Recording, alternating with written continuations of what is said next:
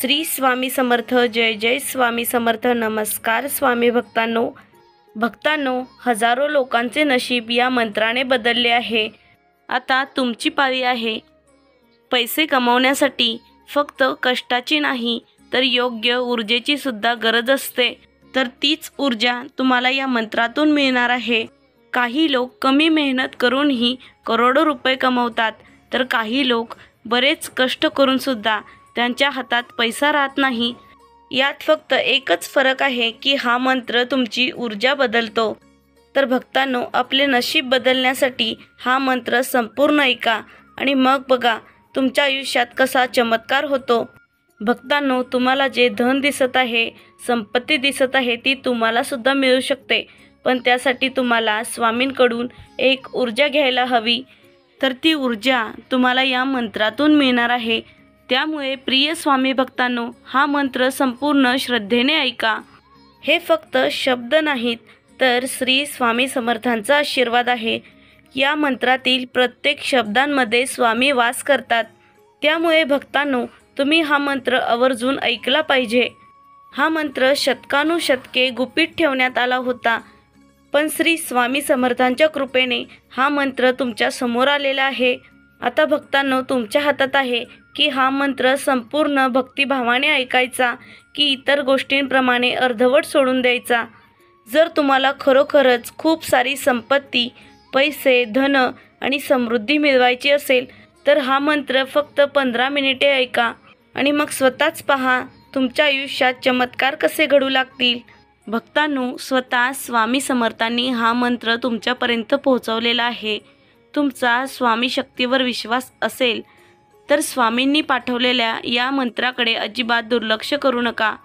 तुमचा स्वामी शक्तीवर विश्वास आहे ना, तर कमेंट बॉक्समध्ये श्री स्वामी समर्थ टाईप करा आणि हा अद्भुत चमत्कारिक मंत्र ऐकताना तुमच्या मनात जी काही इच्छा आहे ती तुम्ही स्वामींसमोर व्यक्त करा. स्वामी तुमची इच्छा नक्कीच पूर्ण करतील. तुम्हालाही तुमचे आयुष्य बदलायचे असेल तर कमेंट बॉक्समध्ये श्री स्वामी समर्थ, जय जय स्वामी समर्थ टाईप करा. प्रेमळ स्वामी भक्तांनो, हा फक्त मंत्र नसून तुमच्या नशिबाचे कुलूप उघडण्याची चावी आहे. त्यामुळे ही चावी हरवू नका. हा मंत्र आवर्जून ऐका. भक्तांनो, तुमच्या घरामध्ये सतत पैशांची कमतरता असते का? खूप प्रयत्न करून सुद्धा तुम्हाला पैसे मिळत नाहीत का? तर आता काळजी करू नका. हा मंत्र तुम्ही आज ऐकून तर पहा. या मंत्रामुळे तुमचे आत्तापर्यंत पैशाचे जे काही नुकसान झालेले असेल त्याची भरपाई तुम्हाला कोणत्या ना कोणत्या स्वरूपात मिळेल. तुम्ही कर्जबाजारी झाला असेल तर तुमचे डोक्यावरचे कर्ज फिटेल. या मंत्राच्या चमत्कारामुळे तुमच्या तिजोरीमध्ये आणि बँक खात्यात पैशांची वाढ होत जाईल. विश्वास आहे ना? तर होय स्वामी, मला तुमच्यावरती पूर्ण विश्वास आहे. माझी जे काही पैशांची अडचण आहे ती दूर करा. माझे कर्ज फिटू द्या. माझ्या घरात सुख समृद्धी येऊ द्या. लक्ष्मी कायम माझ्या घरात नांदू द्या. अशी प्रार्थना तुम्ही स्वामींजवळ करा. ही प्रार्थना 100% स्वामींपर्यंत पोहोचेल आणि तुमच्या प्रार्थनेचे फळ देखील तुम्हाला लवकर मिळेल. त्यामुळे हा मंत्र दुर्लक्षित करू नका. संपूर्ण ऐका. भविष्यातही असेच स्वामींचे शक्तिशाली मंत्र तुम्हाला ऐकायचे असतील तर आत्ताच आपल्या चॅनलला सबस्क्राईब करा. चला तर स्वामी भक्तांनो, आजच्या या चमत्कारिक मंत्र जपाला सुरुवात करूयात.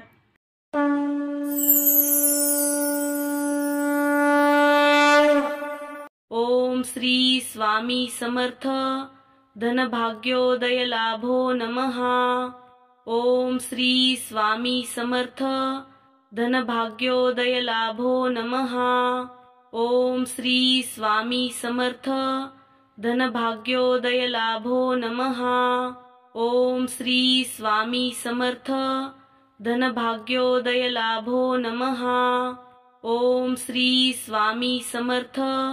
धनभाग्योदय लाभो नमः.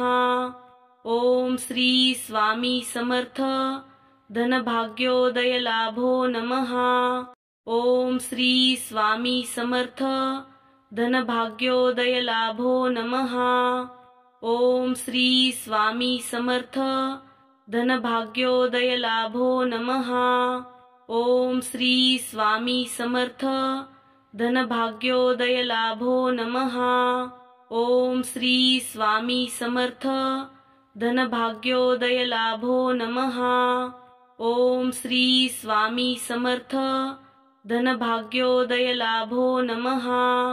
ओम श्री स्वामी समर्थ धनभाग्योदय लाभो नमः। ओम श्री स्वामी समर्थ धनभाग्योदय लाभो नमः।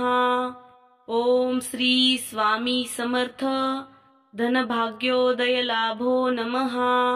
ओम श्री स्वामी समर्थ धनभाग्योदय लाभो नमः। ओम श्री स्वामी समर्थ धनभाग्योदय लाभो नमः। ओम श्री स्वामी समर्थ धनभाग्योदय लाभो नमः। ओम श्री स्वामी समर्थ धनभाग्योदय लाभो नमः।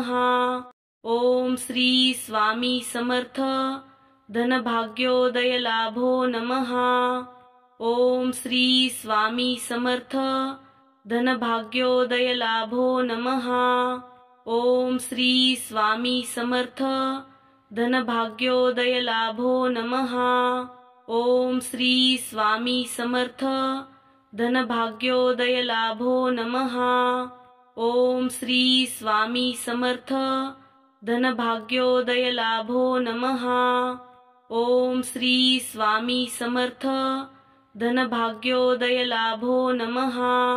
ओम श्री स्वामी समर्थ धनभाग्योदय लाभो नमः। ओम श्री स्वामी समर्थ धनभाग्योदय लाभो नमः। ओम श्री स्वामी समर्थ धनभाग्योदय लाभो नमः। ओम श्री स्वामी समर्थ धनभाग्योदय लाभो नमः। ओम श्री स्वामी समर्थ धनभाग्योदय लाभो नमः। ओम श्री स्वामी समर्थ धनभाग्योदय लाभो नमः। ओम श्री स्वामी समर्थ धनभाग्योदय लाभो नमः। ओम श्री स्वामी समर्थ धनभाग्योदय लाभो नमः। ओम श्री स्वामी समर्थ धनभाग्योदय लाभो नमः। ओम श्री स्वामी समर्थ धनभाग्योदय लाभो नमः। ओम श्री स्वामी समर्थ धनभाग्योदय लाभो नमः। ओम श्री स्वामी समर्थ धनभाग्योदय लाभो नमः। ओम श्री स्वामी समर्थ धनभाग्योदय लाभो नमः। ओम श्री स्वामी समर्थ धनभाग्योदय लाभो नमः। ओम श्री स्वामी समर्थ धनभाग्योदय लाभो नमः।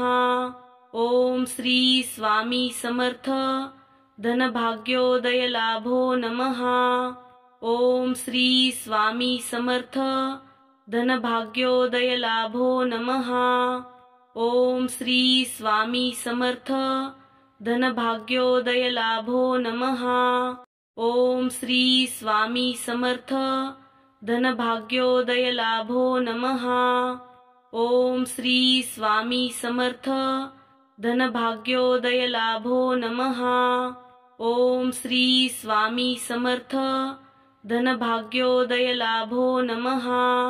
ओम श्री स्वामी समर्थ धनभाग्योदय लाभो नमः।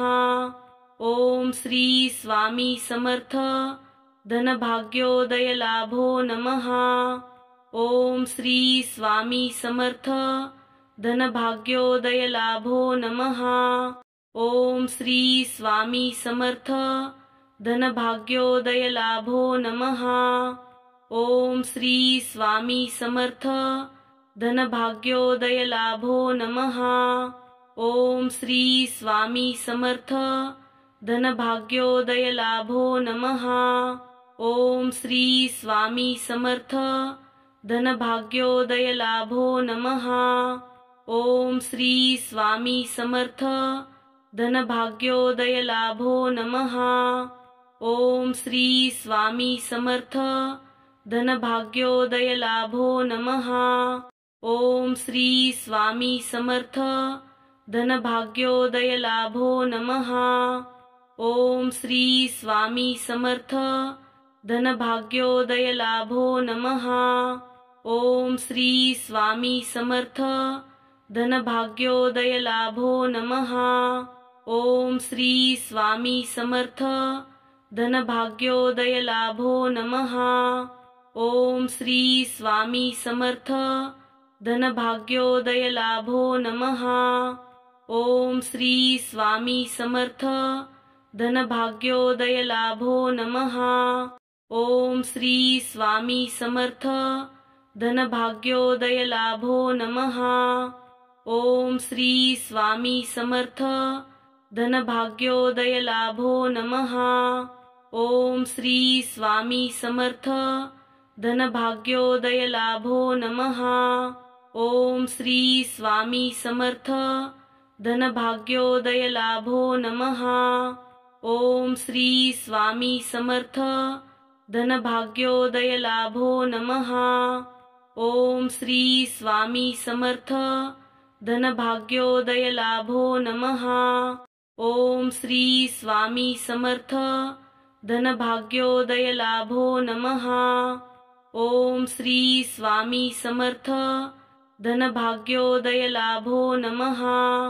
ओम श्री स्वामी समर्थ धनभाग्योदय लाभो नमः। ओम श्री स्वामी समर्थ धनभाग्योदय लाभो नमः। ओम श्री स्वामी समर्थ धनभाग्योदय लाभो नमः। ओम श्री स्वामी समर्थ धनभाग्योदय लाभो नमः। ओम श्री स्वामी समर्थ धनभाग्योदय लाभो नमः। ओम श्री स्वामी समर्थ धनभाग्योदय लाभो नमः। ओम श्री स्वामी समर्थ धनभाग्योदय लाभो नमः। ओम श्री स्वामी समर्थ धनभाग्योदय लाभो नमः। ओम श्री स्वामी समर्थ धनभाग्योदय लाभो नमः। ओम श्री स्वामी समर्थ धनभाग्योदय लाभो नमः। ओम श्री स्वामी समर्थ धनभाग्योदय लाभो नमः।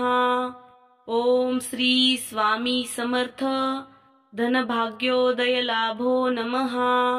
ओम श्री स्वामी समर्थ धनभाग्योदय लाभो नमः। ओम श्री स्वामी समर्थ धनभाग्योदय लाभो नमः। ओम श्री स्वामी समर्थ धनभाग्योदय लाभो नमः। ओम श्री स्वामी समर्थ धनभाग्योदय लाभो नमः। ओम श्री स्वामी समर्थ धनभाग्योदय लाभो नमः।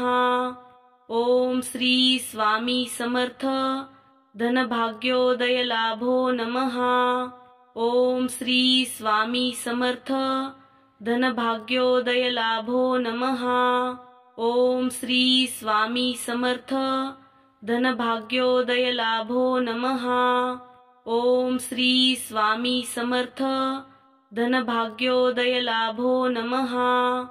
ओम श्री स्वामी समर्थ धनभाग्योदय लाभो नमः।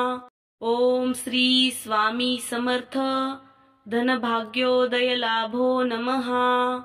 ओम श्री स्वामी समर्थ धनभाग्योदय लाभो नमः। ओम श्री स्वामी समर्थ धनभाग्योदय लाभो नमः। ओम श्री स्वामी समर्थ धनभाग्योदय लाभो नमः।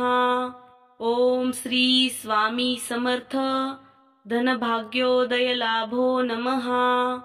ओम श्री स्वामी समर्थ धनभाग्योदय लाभो नमः। ओम श्री स्वामी समर्थ धनभाग्योदय लाभो नमः। ओम श्री स्वामी समर्थ धनभाग्योदय लाभो नमः। ओम श्री स्वामी समर्थ धनभाग्योदय लाभो नमः। ओम श्री स्वामी समर्थ धनभाग्योदय लाभो नमः। ओम श्री स्वामी समर्थ धनभाग्योदय लाभो नमः। ओम श्री स्वामी समर्थ धनभाग्योदय लाभो नमः। ओम श्री स्वामी समर्थ धनभाग्योदय लाभो नमः। ओम श्री स्वामी समर्थ धनभाग्योदय लाभो नमः। ओम श्री स्वामी समर्थ धनभाग्योदय लाभो नमः। ओम श्री स्वामी समर्थ धनभाग्योदय लाभो नमः। ओम श्री स्वामी समर्थ धनभाग्योदय लाभो नमः। ओम श्री स्वामी समर्थ धनभाग्योदय लाभो नमः। ओम श्री स्वामी समर्थ धनभाग्योदय लाभो नमः। ओम श्री स्वामी समर्थ धनभाग्योदय लाभो नमः। ओम श्री स्वामी समर्थ धनभाग्योदय लाभो नमः। ओम श्री स्वामी समर्थ धनभाग्योदय लाभो नमः। ओम श्री स्वामी समर्थ धनभाग्योदय लाभो नमः। ओम श्री स्वामी समर्थ धनभाग्योदय लाभो नमः। ओम श्री स्वामी समर्थ धनभाग्योदय लाभो नमः।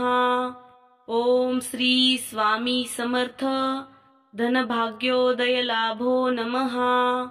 ओम श्री स्वामी समर्थ धनभाग्योदय लाभो नमः। ओम श्री स्वामी समर्थ धनभाग्योदय लाभो नमः। ओम श्री स्वामी समर्थ धनभाग्योदय लाभो नमः। ओम श्री स्वामी समर्थ धनभाग्योदय लाभो नमः। ओम श्री स्वामी समर्थ धनभाग्योदय लाभो नमः। ओम श्री स्वामी समर्थ धनभाग्योदय लाभो नमः। ओम श्री स्वामी समर्थ धनभाग्योदय लाभो नमः। ओम श्री स्वामी समर्थ धनभाग्योदय लाभो नमः। ओम श्री स्वामी समर्थ धनभाग्योदय लाभो नमः। ओम श्री स्वामी समर्थ धनभाग्योदय लाभो नमः। ओम श्री स्वामी समर्थ धनभाग्योदय लाभो नमः।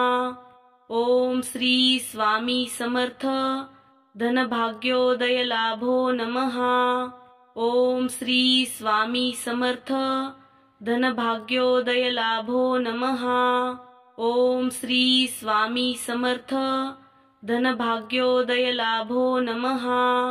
ओम श्री स्वामी समर्थ धनभाग्योदय लाभो नमः।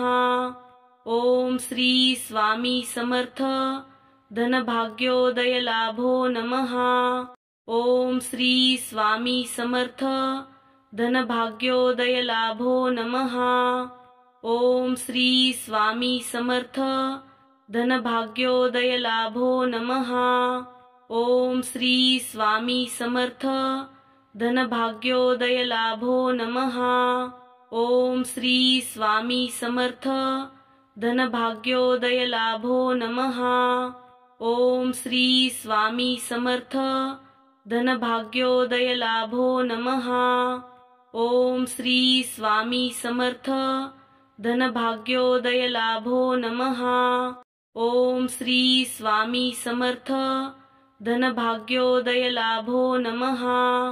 ओम श्री स्वामी समर्थ धनभाग्योदय लाभो नमः। ओम श्री स्वामी समर्थ धनभाग्योदय लाभो नमः। ओम श्री स्वामी समर्थ धनभाग्योदय लाभो नमः। ओम श्री स्वामी समर्थ धनभाग्योदय लाभो नमः। ओम श्री स्वामी समर्थ धनभाग्योदय लाभो नमः। ओम श्री स्वामी समर्थ धनभाग्योदय लाभो नमः। ओम श्री स्वामी समर्थ धनभाग्योदय लाभो नमः। ओम श्री स्वामी समर्थ धनभाग्योदय लाभो नमः। ओम श्री स्वामी समर्थ धनभाग्योदय लाभो नमः। ओम श्री स्वामी समर्थ धनभाग्योदय लाभो नमः। ओम श्री स्वामी समर्थ धनभाग्योदय लाभो नमः। ओम श्री स्वामी समर्थ धनभाग्योदय लाभो नमः। ओम श्री स्वामी समर्थ धनभाग्योदय लाभो नमः। ओम श्री स्वामी समर्थ धनभाग्योदय लाभो नमः। ओम श्री स्वामी समर्थ धनभाग्योदय लाभो नमः। ओम श्री स्वामी समर्थ धनभाग्योदय लाभो नमः। ओम श्री स्वामी समर्थ धनभाग्योदय लाभो नमः। ओम श्री स्वामी समर्थ धनभाग्योदय लाभो नमः। ओम श्री स्वामी समर्थ धनभाग्योदय लाभो नमः। ओम श्री स्वामी समर्थ धनभाग्योदय लाभो नमः। ओम श्री स्वामी समर्थ धनभाग्योदय लाभो नमः। ओम श्री स्वामी समर्थ धनभाग्योदय लाभो नमः। ओम श्री स्वामी समर्थ धनभाग्योदय लाभो नमः। ओम श्री स्वामी समर्थ धनभाग्योदय लाभो नमः। ओम श्री स्वामी समर्थ धनभाग्योदय लाभो नमः। ओम श्री स्वामी समर्थ धनभाग्योदय लाभो नमः। ओम श्री स्वामी समर्थ धनभाग्योदय लाभो नमः। ओम श्री स्वामी समर्थ धनभाग्योदय लाभो नमः। ओम श्री स्वामी समर्थ धनभाग्योदय लाभो नमः। ओम श्री स्वामी समर्थ धनभाग्योदय लाभो नमः। ओम श्री स्वामी समर्थ धनभाग्योदय लाभो नमः। ओम श्री स्वामी समर्थ धनभाग्योदय लाभो नमः। ओम श्री स्वामी समर्थ धनभाग्योदय लाभो नमः। ओम श्री स्वामी समर्थ धनभाग्योदय लाभो नमः। ओम श्री स्वामी समर्थ धनभाग्योदय लाभो नमः। ओम श्री स्वामी समर्थ धनभाग्योदय लाभो नमः। ओम श्री स्वामी समर्थ धनभाग्योदय लाभो नमः। ओम श्री स्वामी समर्थ धनभाग्योदय लाभो नमः।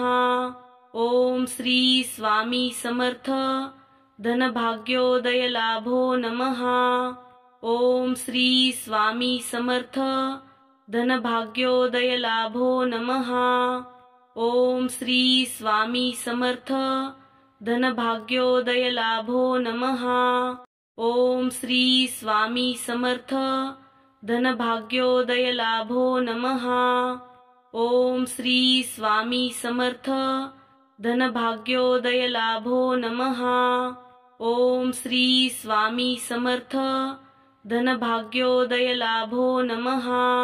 ओम श्री स्वामी समर्थ धनभाग्योदय लाभो नमः। ओम श्री स्वामी समर्थ धनभाग्योदय लाभो नमः। ओम श्री स्वामी समर्थ धनभाग्योदय लाभो नमः। ओम श्री स्वामी समर्थ धनभाग्योदय लाभो नमः। ओम श्री स्वामी समर्थ धनभाग्योदय लाभो नमः। ओम श्री स्वामी समर्थ धनभाग्योदय लाभो नमः। ओम श्री स्वामी समर्थ धनभाग्योदय लाभो नमः। ओम श्री स्वामी समर्थ धनभाग्योदय लाभो नमः। ओम श्री स्वामी समर्थ धनभाग्योदय लाभो नमः। ओम श्री स्वामी समर्थ धनभाग्योदय लाभो नमः। ओम श्री स्वामी समर्थ धनभाग्योदय लाभो नमः। ओम श्री स्वामी समर्थ धनभाग्योदय लाभो नमः। ओम श्री स्वामी समर्थ धनभाग्योदय लाभो नमः। ओम श्री स्वामी समर्थ धनभाग्योदय लाभो नमः। ओम श्री स्वामी समर्थ धनभाग्योदय लाभो नमः। ओम श्री स्वामी समर्थ धनभाग्योदय लाभो नमः। ओम श्री स्वामी समर्थ धनभाग्योदय लाभो नमः। ओम श्री स्वामी समर्थ धनभाग्योदय लाभो नमः। ओम श्री स्वामी समर्थ धनभाग्योदय लाभो नमः। ओम श्री स्वामी समर्थ धनभाग्योदय लाभो नमः। ओम श्री स्वामी समर्थ धनभाग्योदय लाभो नमः। ओम श्री स्वामी समर्थ धनभाग्योदय लाभो नमः। ओम श्री स्वामी समर्थ धनभाग्योदय लाभो नमः। ओम श्री स्वामी समर्थ धनभाग्योदय लाभो नमः। ओम श्री स्वामी समर्थ धनभाग्योदय लाभो नमः। ओम श्री स्वामी समर्थ धनभाग्योदय लाभो नमः। ओम श्री स्वामी समर्थ धनभाग्योदय लाभो नमः। ओम श्री स्वामी समर्थ धनभाग्योदय लाभो नमः। ओम श्री स्वामी समर्थ धनभाग्योदय लाभो नमः। ओम श्री स्वामी समर्थ धनभाग्योदय लाभो नमः। ओम श्री स्वामी समर्थ धनभाग्योदय लाभो नमः। ओम श्री स्वामी समर्थ धनभाग्योदय लाभो नमः। ओम श्री स्वामी समर्थ धनभाग्योदय लाभो नमः। ओम श्री स्वामी समर्थ धनभाग्योदय लाभो नमः। ओम श्री स्वामी समर्थ धनभाग्योदय लाभो नमः। ओम श्री स्वामी समर्थ धनभाग्योदय लाभो नमः। ओम श्री स्वामी समर्थ धनभाग्योदय लाभो नमः। ओम श्री स्वामी समर्थ धनभाग्योदय लाभो नमः। ओम श्री स्वामी समर्थ धनभाग्योदय लाभो नमः। ओम श्री स्वामी समर्थ धनभाग्योदय लाभो नमः। ओम श्री स्वामी समर्थ धनभाग्योदय लाभो नमः। ओम श्री स्वामी समर्थ धनभाग्योदय लाभो नमः। ओम श्री स्वामी समर्थ धनभाग्योदय लाभो नमः। ओम श्री स्वामी समर्थ धनभाग्योदय लाभो नमः। ओम श्री स्वामी समर्थ धनभाग्योदय लाभो नमः। ओम श्री स्वामी समर्थ धनभाग्योदय लाभो नमः। ओम श्री स्वामी समर्थ धनभाग्योदय लाभो नमः। ओम श्री स्वामी समर्थ धनभाग्योदय लाभो नमः। ओम श्री स्वामी समर्थ धनभाग्योदय लाभो नमः। ओम श्री स्वामी समर्थ धनभाग्योदय लाभो नमः। ओम श्री स्वामी समर्थ धनभाग्योदय लाभो नमः। ओम श्री स्वामी समर्थ धनभाग्योदय लाभो नमः। ओम श्री स्वामी समर्थ धनभाग्योदय लाभो नमः। ओम श्री स्वामी समर्थ धनभाग्योदय लाभो नमः। ओम श्री स्वामी समर्थ धनभाग्योदय लाभो नमः। ओम श्री स्वामी समर्थ धनभाग्योदय लाभो नमः। ओम श्री स्वामी समर्थ धनभाग्योदय लाभो नमः। ओम श्री स्वामी समर्थ धनभाग्योदय लाभो नमः। ओम श्री स्वामी समर्थ धनभाग्योदय लाभो नमः। ओम श्री स्वामी समर्थ धनभाग्योदय लाभो नमः। ओम श्री स्वामी समर्थ धनभाग्योदय लाभो नमः। ओम श्री स्वामी समर्थ धनभाग्योदय लाभो नमः। ओम श्री स्वामी समर्थ धनभाग्योदय लाभो नमः। ओम श्री स्वामी समर्थ धनभाग्योदय लाभो नमः।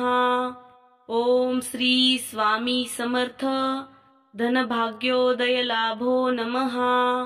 ओम श्री स्वामी समर्थ धनभाग्योदय लाभो नमः।